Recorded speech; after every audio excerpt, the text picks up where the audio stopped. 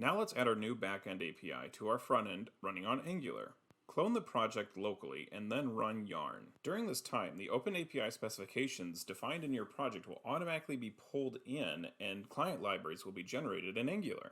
Go ahead and open up the project in VS Code and then run it by doing a Command-Shift-P and then choose ngserve. Once it's finished compiling, you can open up localhost port 4200 in the browser. When running locally, the portal is wired up to do authentication with the non-live auth API. Having your local projects run against non-live allows you to have your locally checked out projects run and execute without having to worry about checking out and running the rest of your infrastructure. For example, even though I'm running locally, my two-factor authentication and emails still come through when I log in.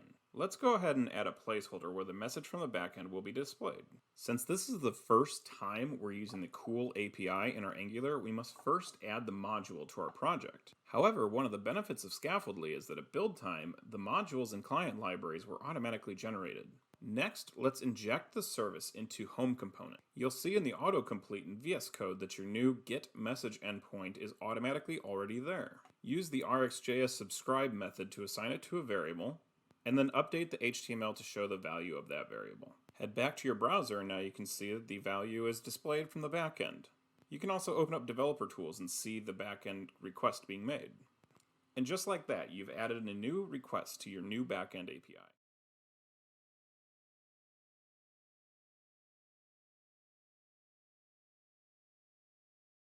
Let's go ahead and push this change up to GitHub. After you push, go to the actions for the App Web Angular project, and you'll see that a non-live deploy is already in progress.